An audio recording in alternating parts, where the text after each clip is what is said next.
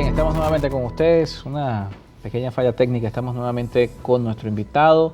Enrique Ochoa Antich está con nosotros esta tarde a través de la señal de Canal I conversando sobre actualidad política y entramos en el tema de los liderazgos. El tema de los parámetros para considerar a alguien líder político en Venezuela.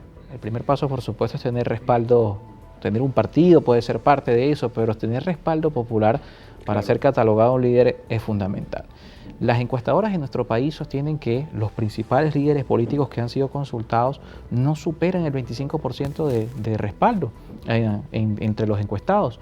Hoy se puede considerar que siguen siendo líderes políticos y además se ha sumado a la realidad del 21 de noviembre, donde hemos visto la aparición de estos liderazgos regionales, caso Sergio Garrido, caso también Manuel Rosales en el estado Zulia, caso Morel Rodríguez, que también tiene trayectoria política en el estado de Esparta, y el resto del país, donde tal vez no se logró una victoria por parte de las fuerzas de oposición, pero hay personas que tienen una cantidad importante de votos y en sus organizaciones políticas que plantearon ese respaldo. 25% de opinión favorable y una altísima opinión desfavorable, ¿no? Creo yo que los errores políticos que la oposición, que los opositores en general hemos estado cometiendo, nos ha llevado a tener, digamos, ese lamentable hecho de que buena parte de la población venezolana vea con rechazo a buena parte del liderazgo opositor. Pero tú has planteado un tema muy importante. Claro, yo creo que un líder político puede ser líder de un partido y de pronto no ganar una elección y ser un líder político, sin duda alguna. Su estructura política.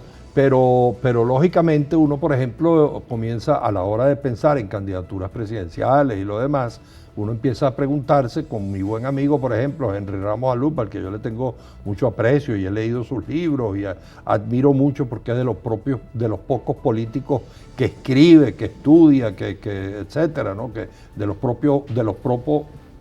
pocos políticos cultos en Venezuela. Sin embargo, uno tendría que preguntarse quién es más líder, Lady Gómez, a la que justamente ellos impidieron, Acción Democrática muy especialmente impidió que Lady Gómez pudiera ganar la gobernación del Táchira, o Henry. Esa es una pregunta que hay que hacerse. Como tú también señalabas fuera de cámara, bueno, hay casos como el de Henry Falcón. Henry Falcón estuvo a punto de ganar, no ganó la gobernación de Lara porque sencillamente un candidato absolutamente insignificante, como fue el caso de ese personaje tan deplorable que es Florido, le quitó unos votos a Henry Falcón. Entonces, ¿quién representa más al sentimiento opositor, a la sociedad democrática, Henry Falcón o el G4, en particular en Lara? Entonces son temas que hay que discutir con cuidado.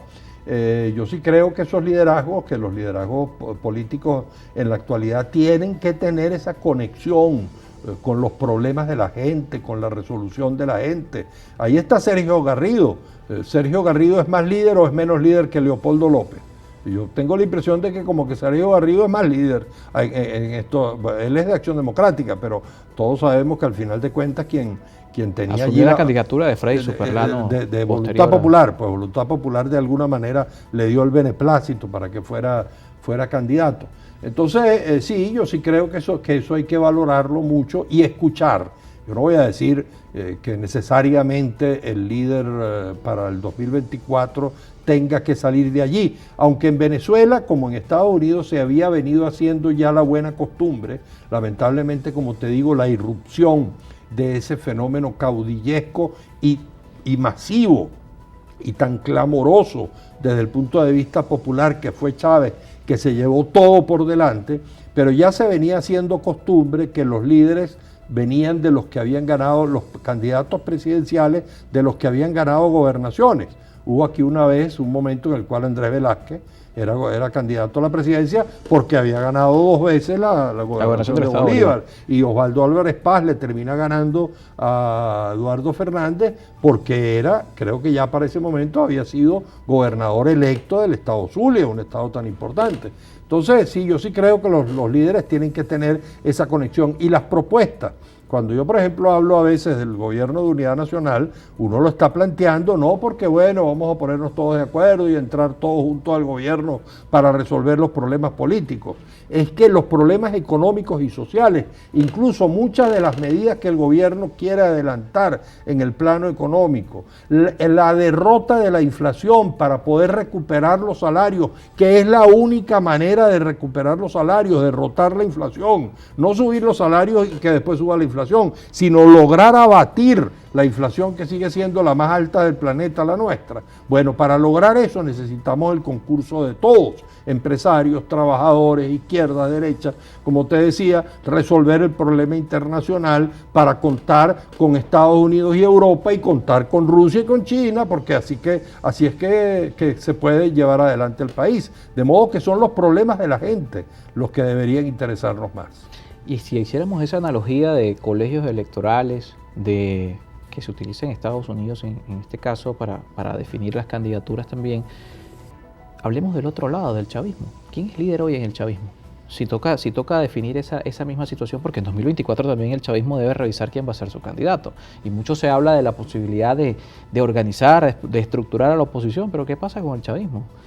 Sí, bueno, el chavismo aparentemente está viviendo, ya son demasiadas las muestras, los indicios, los signos de los astros, como dicen, ya parecen indicar de manera bastante elocuente que hay dos chavismos. Uno que es el chavismo madurismo, para llamarlo de alguna manera, y otro que es el chavismo más clásico, que se identifica mucho con Diosdado Cabello. Lamentablemente, los que se fueron del gobierno y establecieron una disidencia, yo se lo he dicho a todos ellos que todos son mis grandes amigos y los admiro muchísimo porque tuvieron el coraje con honestidad de romper con el gobierno de Maduro por razones de convicción política. Eso me parece sumamente importante. Sin embargo, creo yo que no tuvieron la posibilidad de construir una alternativa diferente a estos dos chavismos que parecen estar en el gobierno. Quizás porque en el fondo ellos son muy democráticos y Chávez no lo era.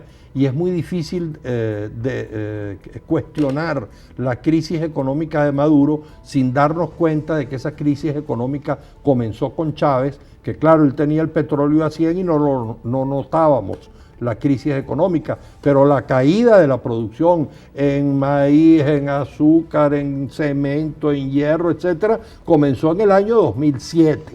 Entonces, ese chavismo pues no logró coagular como una alternativa. Y los dos chavismos que parecen existir son estos dos. Se han confrontado, todo el mundo sabe que se han confrontado, todo el mundo sabe que se confrontaron en las primarias, pareciera que están postergando un poco el Congreso. Incluso se habla de Barinas, que y en el caso de Barinas, confrontación, según lo que yo he entendido, y además ojalá que haya sido así, entiendo que Maduro y los Rodríguez quisieron reconocer desde el principio, porque yo observo en Maduro y en los Rodríguez y en algunos otros del gobierno un cierto matiz respecto de ese radicalismo iracundo de Diosdado, ¿no? De esos insultos, de esa incapacidad para ver en el diálogo una alternativa, porque usted no puede dialogar con alguien a quien está insultando todos los días.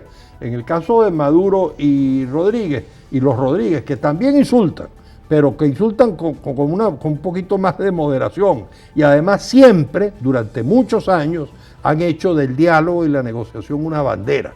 Por el contrario, hubo un momento en el cual Diosdado criticó al propio Maduro por estar buscando esa alternativa, y ha dicho, por cierto, del diálogo y la negociación. Ha dicho, por cierto, Diosdado, para ir a la pausa, Diosdado Cabello decía en las últimas horas sobre el diálogo, el retomar las negociaciones en México, que no se iba a claudicar, que no se iba a ir a México a claudicar.